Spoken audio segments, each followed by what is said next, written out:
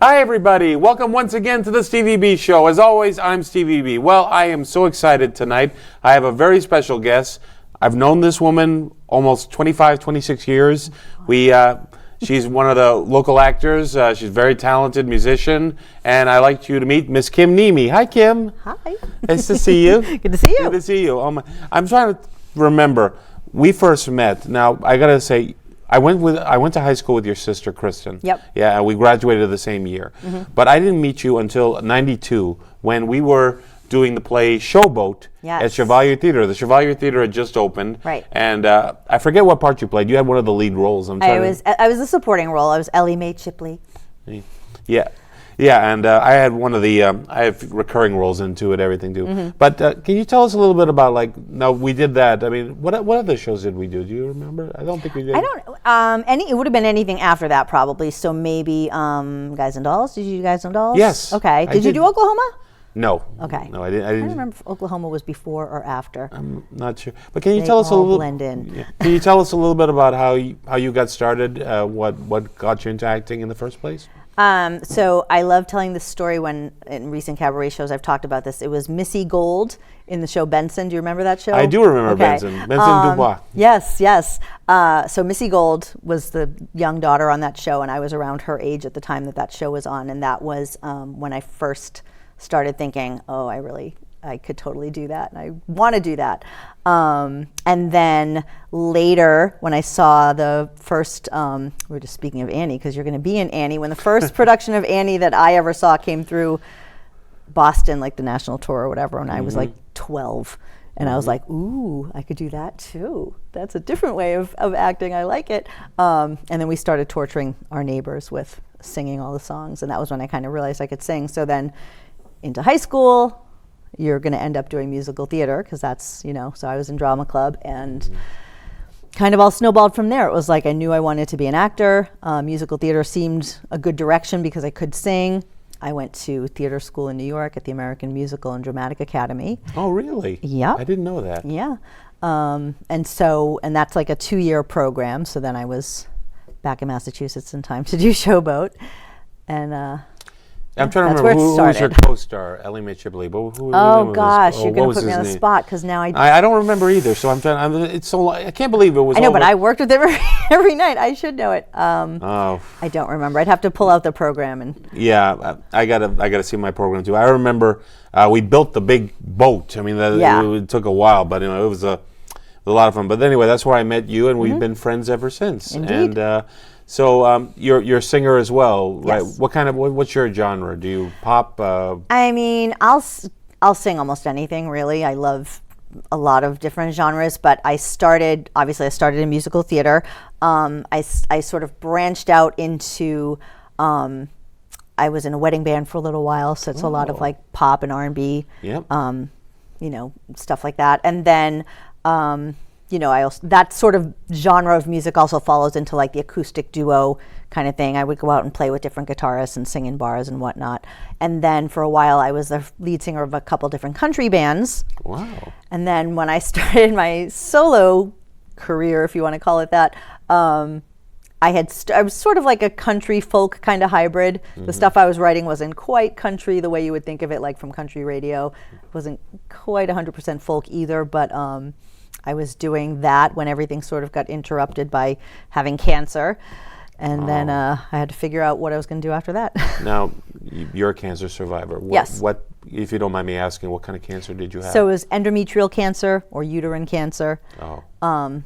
So I just went through all of, the typical treatment for that, or at least for me, it was surgery, chemo, radiation. Yeah. So it's about 2 years of your life before you're really kind of back to where you were. That must be scary because I mean, I was when I found out about it. Right, I was literally praying for you. Yeah. Oh, thank you. Because but are you cancer free now? Yes. 6 years. 6 years. Oh, right, 6 years. Yeah. So we're gonna. There's another thing that you like to do. It's called audiobook narration. Can you tell us a little bit about that? Yeah, that was another thing that I sort of became interested in once I once I started listening to one, like, so Audible became a thing. I don't remember how actually, no, yes, I do remember how. So somebody had talked about David Sedaris has this wonderful book called Holidays on Ice, and it's various little essays for like the Christmas season. And one of them is the Santaland Diaries. If you ever have the chance to listen to it, you really should, because he narrates it. And it's his experience working as an elf in Santaland at Macy's, like in his, I think his early 20s, like when he was coming to New York to be a writer and takes a job as an elf. It's hilariously funny. And, you know, I started with like the free trial on Audible and was hooked because it was like all celebrity autobiographies read by the author. So like Jane Lynch, Kristen Chenoweth, like just so many great great biographies or autobiographies. And so I just kind of was like, I wonder how you get to do this aside from being a celebrity writing your memoirs, because I could see there was a whole bunch of other books. You know, every book you'd ever want was done as an audiobook. So I was like, I wonder how you do this. And I would like Google every once in a while and try to figure it out, and like practice with my little recording software at home. And it was probably, God, I don't even know how long, 6 years or something, maybe longer, before a mutual friend put me in this Facebook group called #Global Actors. You told me about that. Elise Arsenault, who is this amazing creative coach. Yeah, she's a very nice woman. I like her. She's wonderful, and she runs this group for actors, and she coaches actors, and so she's also a very prolific audiobook narrator. She's done over 100 audiobooks. 100? And more than 100, and she's still doing them. So she trains other people. She's just actually started like a formal course. She was doing private coaching before this, but she has this amazing course, and she teaches actors how to take the skills they have and translate them into audiobook narration. And so she helped me figure out what I needed to do, and she was generous enough to refer me to one of the places where she narrates, and that's what I've been doing for the past, not quite a year. It'll be a year in March. It must be a lot of fun to do. It is so much fun. How many books have you narrated so far? I have done, I think I'm in the middle right now of my 25th. 25th? 24th or 25th, yeah. Now we're going to show a little audio clip of, the clip that we have is, it's sort of like, I think, a detective, female detective. Yes, Can you tell us a little bit about it? So it's what they call a cozy mystery. And it's a detective series about a woman named Poppy Harmon, who is a recent retiree who finds herself having to go back to work after her husband passes away and has, unbeknownst to her, lost all of their money prior to dying. And so she starts up her own little detective agency. Wow. And it's very funny. I had so much fun doing it because it's just these larger than life characters, and I get to play them all. So you'll have to like mimic, do you make up your own voices for each character? Yeah, a lot of times you'll think of like a specific, maybe a specific actor or somebody you know, that sort of embodies that character, and you can kind of think of doing not quite an impression of their voice, but almost, because no matter what, I could try to sound like George Clooney, I'm still going to sound like me trying to sound like George Clooney, but if there's just like an essence there, that's what you're going for, something that gives it a distinctive sound, so that you know that when I'm this character, I sound one way, and when I'm this character, I sound a different way, and the listener can tell the difference. Okay. So. Okay, this is a 5-minute clip, so we're going to take a look at it. What's it called again? Poppy Harmon Investigates. Poppy Harmon Investigates. Enjoy. Poppy had always been known for her enviable ability to bravely respond to a crisis with a calm, focused demeanor. She was never rattled or flummoxed or prone to overreaction, which was what made today such a momentous occasion. Poppy Harmon was at this moment completely freaking out. With her mouth hanging open, she finally managed to reclaim her power of speech and leaned forward. "What the hell are you talking about?" Poppy wailed, suddenly lightheaded, desperately trying to steady herself before she fainted and tumbled off the flimsy chair that faced her lawyer, Edwin Pierce, in his spacious, well-appointed office in Palm Desert, California. Edwin's face was drawn, his complexion as pale as pasteurized milk, and his eyes were bloodshot, with the lids hanging at half-mast. The poor man was obviously sleep-deprived, having probably been up all night, dreading this unavoidable and supremely uncomfortable meeting with his client. "As I said, Chester unfortunately had accumulated some debt before he passed away, and According to my calculations, the sum total he owed. Edwin's voice trailed off as he punched a few numbers into a calculator program on his computer screen. Poppy noticed his hand shaking as he brushed the keys with his crooked, bony fingers. He was a bundle of nerves. "How much, Edwin?" Poppy urged, wanting to get the bad news over with so she could begin dealing with the situation. Edwin blinked at the screen, almost in disbelief at the final total, and then he cleared his throat before continuing. Roughly $670,000. Poppy stared blankly at Edwin. She must have heard wrong. Maybe he said $6,000, which would be bad enough, but surely he could not have possibly said 670,000. Well, I'm really impressed. That was really, you do such a good job on that. Thank you.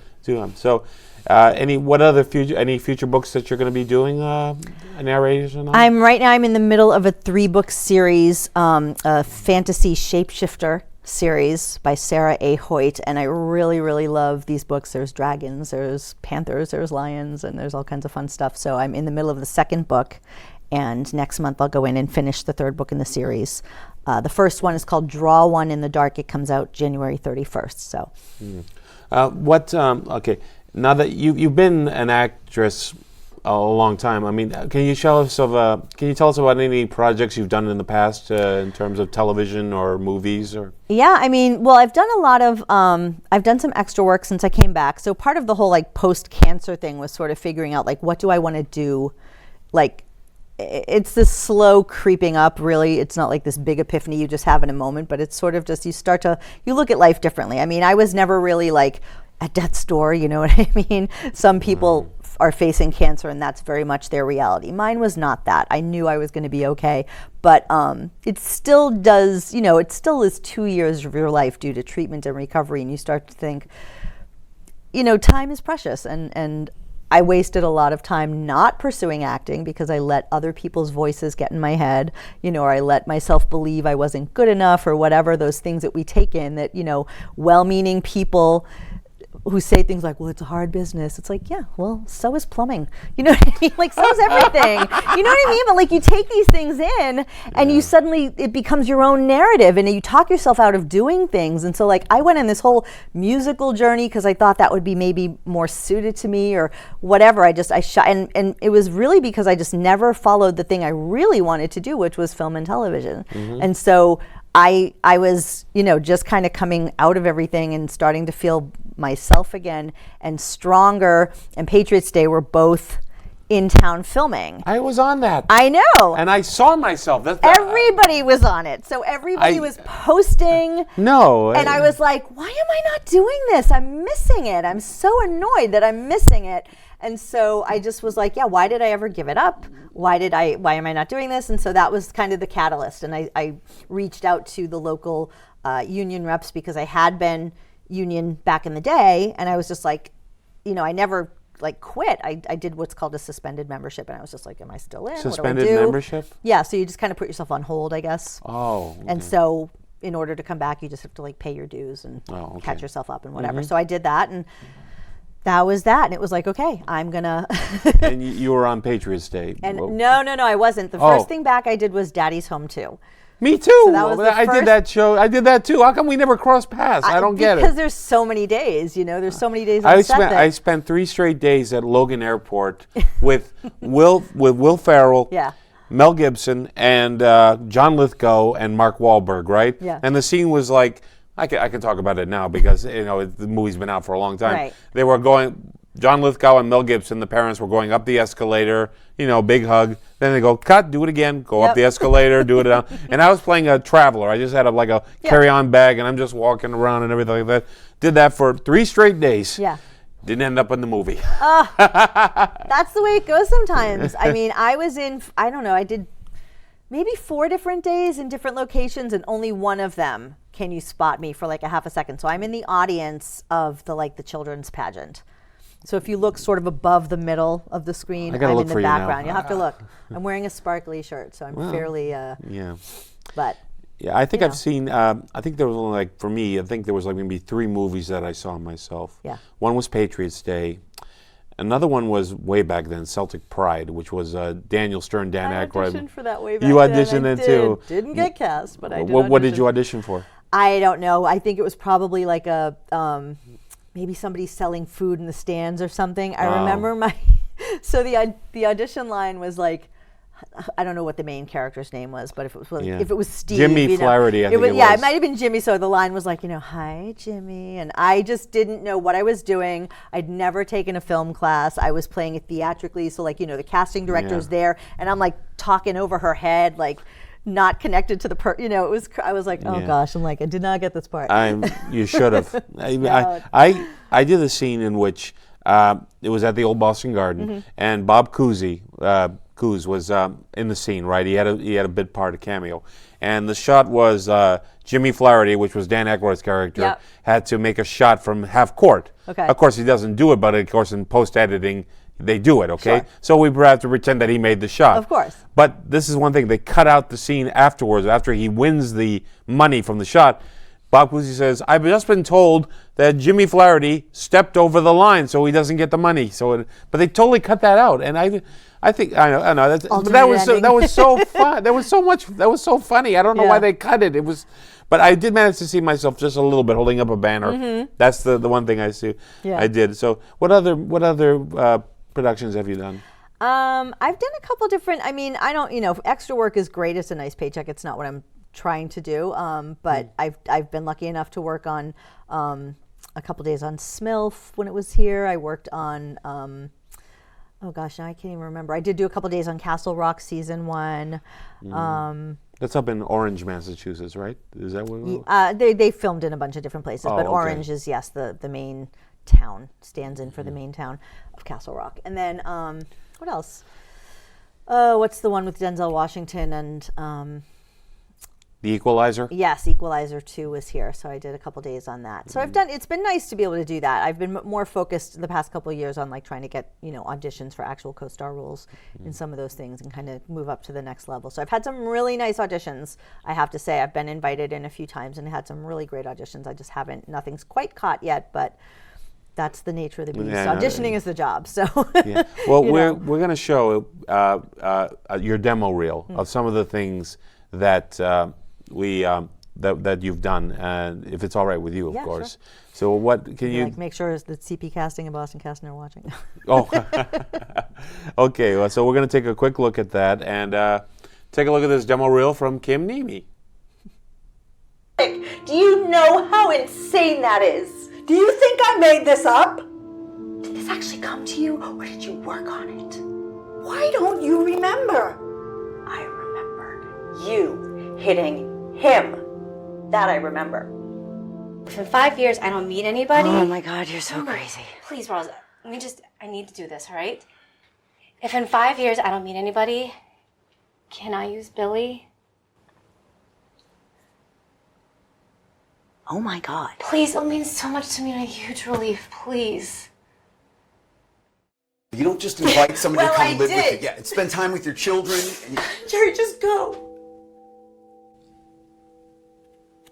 I'm not coming back. Okay. Just go.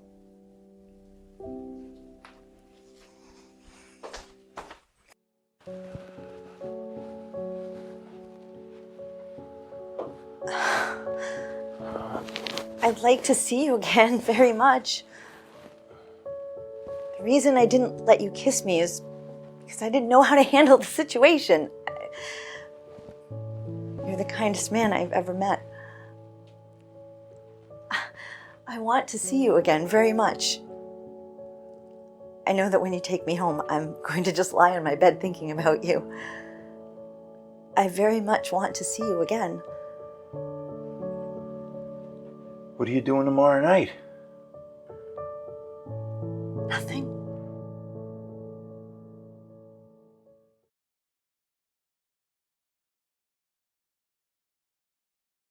Whoa.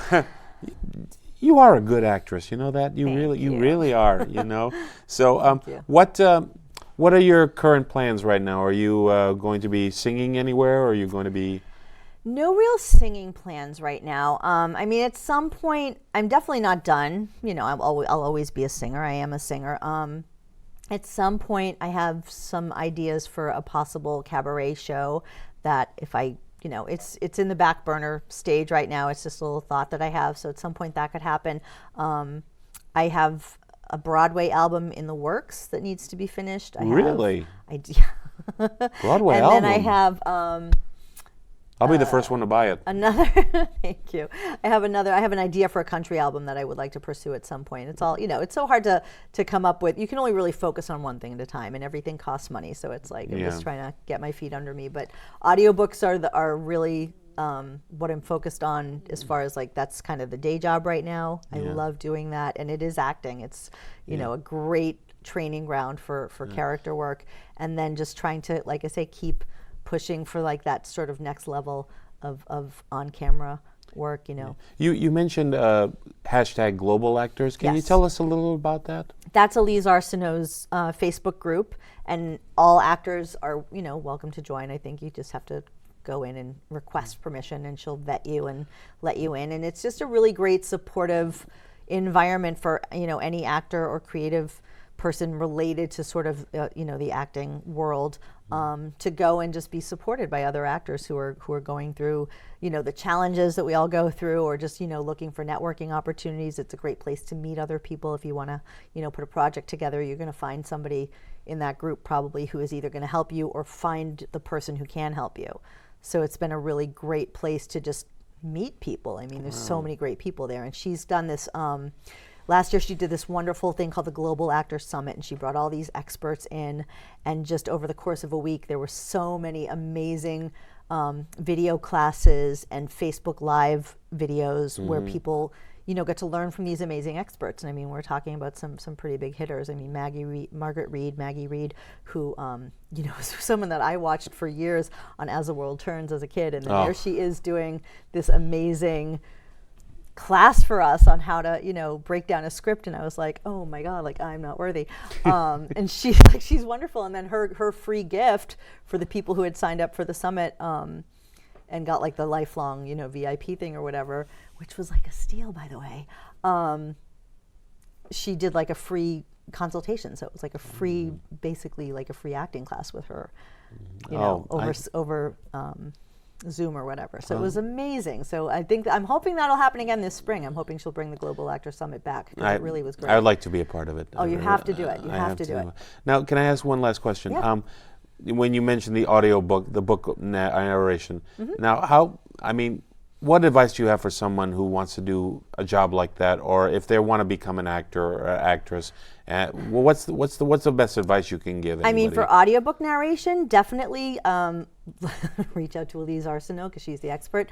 You do need training. You do need to learn, you know, how to take what you already know and apply it. There are specific skills, just like anything else. If you have, you know, you might have a basic understanding of carpentry. That doesn't necessarily mean that you can go in there and just, you know, fix somebody's sink, right? Yeah. But you have skills that can apply. And so if a plumber comes and says, "Here's what you need to do," you're going to be a lot further along than someone who's doesn't even know the difference between, you know, a hammer and a wrench. So it's the same kind of thing with, you know, you always have to be training and up-leveling your skills. So for audiobooks, I would send you to Elise for sure.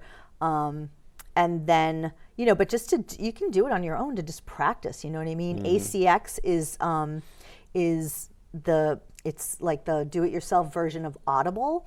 So that's a place where authors and narrators directly connect. So you can go to acx.com, you can make a profile, and if you have a home studio, or you have the equipment, or you have the means to go to someone else and can negotiate a rate that works for you to do that, you can start tomorrow. You just audition for, you know, you pick a project and audition for it. So the scripts are there, and they just have to decide if you're the voice they want for their book.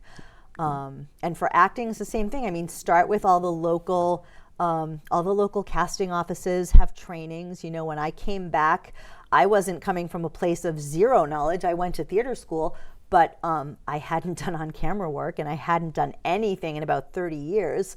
So the first thing I did was seek out Peter Kelly, who was a name I remembered from back in the day, who does, private coaching, and then he does these excellent film workshops. He just happened to be in town. I followed all the casting offices on Facebook. That was like one of the first things I did. And so CP Casting posted, Peter Kelly's coming this weekend, and I was like, that's where I need to be, because that's the guy who's going to assess my skills and help me go in the right direction. And then Angela Perry did a workshop. Angela's a very nice person. Angela's wonderful, and she was getting started with the basics of acting, and I was like, yep, that's what I need, because the last time I did this, there was no internet.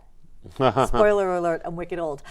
So there was no internet. Looking at you, what are you, 25, 26 years old, I think? Yes, checks in the mail. So I just needed to know, I was like, what are the websites, what are the places, what are the current trends of headshots? They were black and white when I did this last. Wow. You know what I mean? So it was like I hadn't been in the business in a long time. So that was a great way of learning what I needed to do and where I should be looking and focusing my energy. So that's what I would encourage anybody to do, is start with the local casting offices, start with the local theaters, and just ask questions. They'll tell you. You can reach out to these people. You can email them or go take a class, and then they're going to take you to the next step, because you're going to need a class anyway. We all need to be in class regularly to keep our skills up. If we're not working, we should be in class.